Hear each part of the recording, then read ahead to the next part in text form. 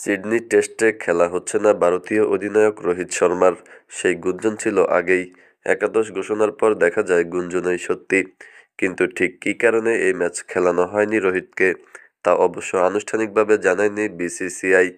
অবশেষে সেই বিষয়টি নিয়ে মুখ খুললেন রোহিত শর্মা নিজেই। জানিয়েছেন ব্যাট হাতে বাজে ফর্মের মধ্যে থাকায় অব্যাহত সমালোচনার মধ্যে নিজেকেই একাদশ থেকে সরিয়ে রাখেন। শনিবার ৪ জানুয়ারি সিডনি টেস্টের দ্বিতীয় দিনে লাঞ্চ বিরতিতে এ নিয়ে সম্প্রচার প্রতিষ্ঠান স্টার স্পোর্টসের মুখোমুখি হয়েছিলেন রোহিত। সেখানে তাকে সিরিজের শেষ টেস্ট না খেলার কারণ জিজ্ঞেস করা হয়। এ প্রসঙ্গে রোহিতের জবাব, "আমি সরে দাঁড়িয়েছি।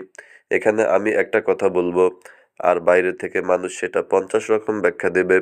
আমার সঙ্গে কোচ ও নির্বাচকের যে কথা হয়েছে সেটা একদম সোজাসাপটা। আমার ব্যাটে এই মুহূর্তে রান নেই, আর ম্যাচটা দলের জন্য খুবই গুরুত্বপূর্ণ। একজন ফর্মে থাকা খেলোয়াড় দরকার। আমাদের ব্যাটিং লাইনআপ রানের মধ্যে নেই যে একজন ফর্মে না থাকা খেলোয়াড়কে বহন করে যাবে। আমার মনে হয়েছে কোচ ও নির্বাচকদের আমারই বলা উচিত। তারা আমার সিদ্ধান্তে সমর্থন জানিয়েছেন।" রোহিত আরও বলেন, "ধারাভাষ্যকক্ষে যারা বসে আছেন কিংবা ল্যাপটপে যারা লেখেন, তারা ঠিক করবেন না আমার জীবন কীভাবে যাবে। অনেকদিন ধরে খেলাটা খেলছি। তারা ঠিক করবেন না আমি কখন খেলবো, কীভাবে খেলবো, কখন অধিনায়কত্ব করব কিংবা কখন সরে দাঁড়াবো। আমারও বিবেচনা বোধ আছে। আমি একজন পরিণত মানুষ, ২টি সন্তানের বাবা। আমারও কিছু বুদ্ধিশুদ্ধি আছে এবং জীবনে কী চাই সেটা আমি জানি।" উল্লেখ্য, বর্ডার গাভাস্কার সিরিজ শুরু থেকেই রোহিতদের বাদ পড়া নিয়ে আলোচনা ছিল। কারণও ছিল বটে।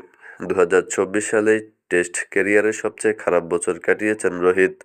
১৪ টেস্টে রান করেছিলেন মাত্র ৬১৯, গড় ২৪.৭৬।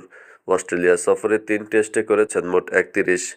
রোহিতের এমন অফ ফর্মে বেশ চাপে পড়ে টিম ইন্ডিয়া।